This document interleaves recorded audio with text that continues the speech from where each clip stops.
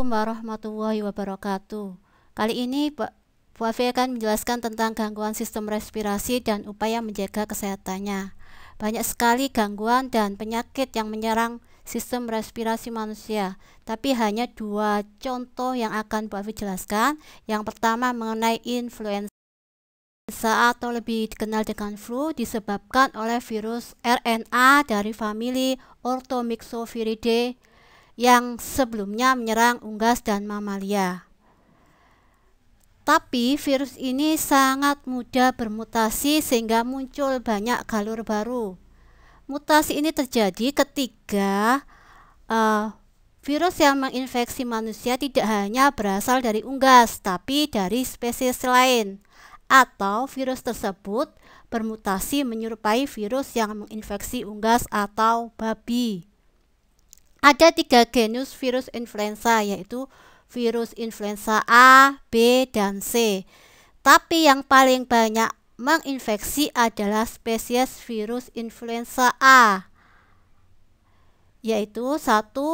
Influenza A subtipe H1N1 menyebabkan penyakit flu Spanyol dan flu babi. Virus influenza A subtipe H2N2 menimbulkan penyakit flu Asia. Influenza A subtipe H3N2 menimbulkan penyakit flu Hong Kong. Dan influenza A subtipe H5N1 menyebabkan penyakit flu burung. Sebenarnya masih banyak sekali galur-galur baru dan kalian bisa membacanya di Wikipedia. Bagaimana virus ini bisa masuk ke dalam atau menginfeksi tubuh manusia? Awalnya memang dari unggas atau dari mamalia lain. Ketika manusia yang terinfeksi virus influenza ini bersin atau batuk, dia mengeluarkan cipratan atau disebut droplet, dan droplet tadi mengenai orang lain yang sehat dan masuk melalui hidung atau mulut. Virus tadi akan bergerak masuk ke saluran pernafasan. Di saluran pernafasan, virus mengikat permukaan sel yang menyusun saluran pernafasan. Selanjutnya, virus akan melepaskan informasi RNA-nya ke dalam inti sel. Dan virus ini akan cepat sekali bereplikasi atau memperbanyak diri. Virus mengambil alih fungsi sel dari sel saluran pernafasan. Kemudian replikan-replikan virus tersebut berpindah ke membran. Akhirnya sel mati. Sel saluran pernafasan akan mati. Virus tersebut, karena sel saluran pernafasan mati, maka dia akan mencari sel lagi yang sehat dan menginfeksinya.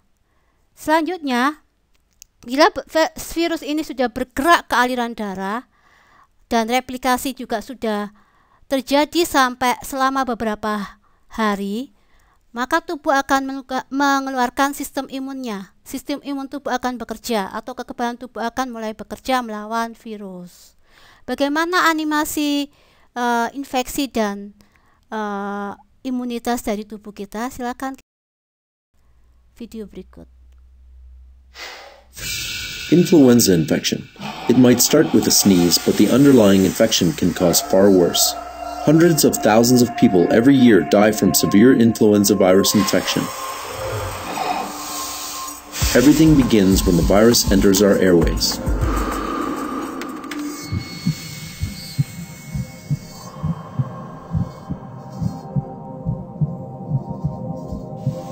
Here, influenza viruses specifically attach to the surface of the epithelial cells. The viral membrane envelope contains the neuraminidase protein Na, important for the efficient release of newly produced viruses. The M2 ion channel promotes viral structural changes during cellular entry, and the influenza hemagglutinin protein HA, the key player for viral internalization, which facilitates viral binding to sialic acid decorated receptors and subsequently viral fusion. Proteolytic cleavage by host enzymes is critical for the activation of the HA trimers.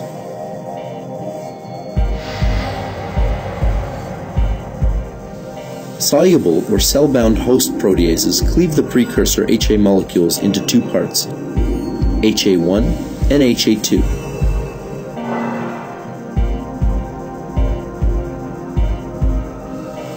Influenza virus particles are internalized into early endosomes by clathrin-mediated endocytosis.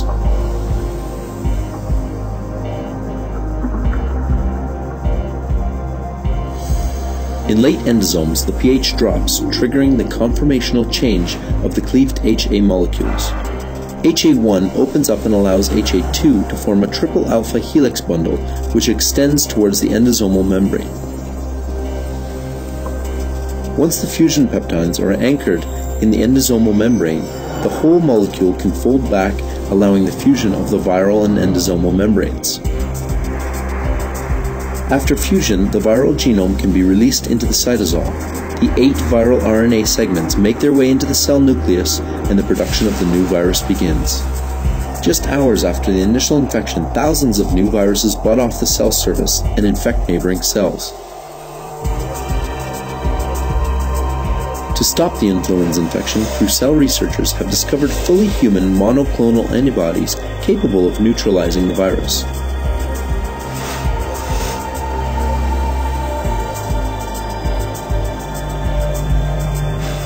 These antibodies specifically bind to the HA and are internalized together with the virus.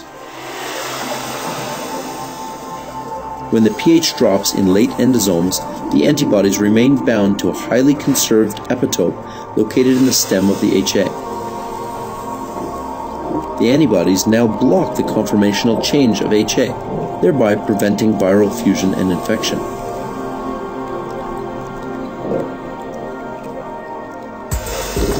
The trapped virus degrades, leaving the cell unharmed.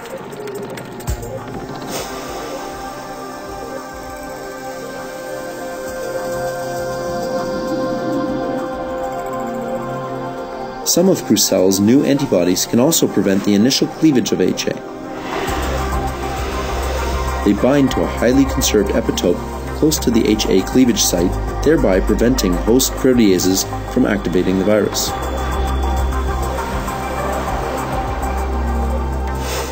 The uncleaved virus is not infectious, so the cell and patient are safe.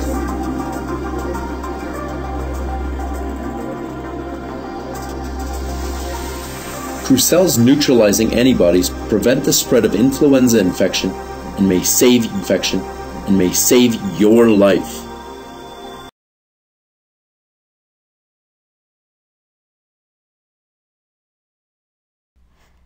Setelah melihat animasi tadi, sekarang bagaimana upaya kita menjaga kesehatan sistem respirasi kita terhadap penyakit influenza. Virus influenza tidak bisa hidup bila dia tidak mendapatkan inang, karena virus influenza ini tidak dapat memproduksi makanannya sendiri. Bahkan untuk menggandakan diri, untuk memperbanyak diri, untuk mereplikasi diri, dia membutuhkan inti sel dari sel organisme lain. Jadi sangat mudah, secara preventif sangat mudah. Dengan cara bagaimana?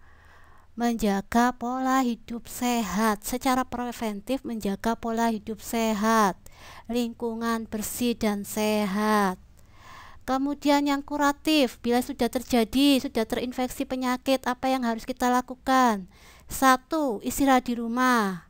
Kenapa harus beristirahat? Karena kalau kita capek akan mempengaruhi sistem tubuh kita. Yang kedua, menghindari stres. Kenapa harus stres dihindari? Karena tadi sudah dijelaskan bahwa virus ini bisa dilawan oleh imunitas pada diri masing-masing. Imunitas ini dipengaruhi oleh hormon. Hormon dikendalikan oleh sel saraf dan pastinya otak yang mengatur. Kalau kita stres, otaknya terganggu. Kemudian kalau kita batuk, selayaknya kita menggunakan masker, harus wajib menggunakan masker. Kalau kita batuk, tutup dengan kalau kita tertutup dengan masker, saat batuk, droplet atau cipratan tadi tidak mengenai teman kita, sehingga tidak menularkan ke sekeliling kita. Yang berikutnya, mengkonsumsi nutrisi yang bergizi. Nutrisi yang bergizi meningkatkan daya imunitas. Bila sudah terjadi demam dan gejala infeksi virus yang lainnya, untuk mengurangi gejala tersebut, mengurangi demam, kita minum paracetamol. Tapi bukan untuk membunuh virus, tapi hanya untuk mengobati gejala infeksinya saja.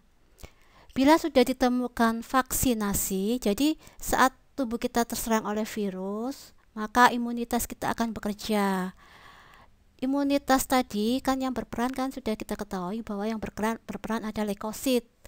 Jadi saat kita ambil darah, para saintis akan meneliti darah kita untuk menghasilkan vaksin, tapi itu membutuhkan waktu yang sangat lama. Jadi lebih baik mencegah daripada mengobati. Sekian, terima kasih. Assalamualaikum warahmatullahi wabarakatuh.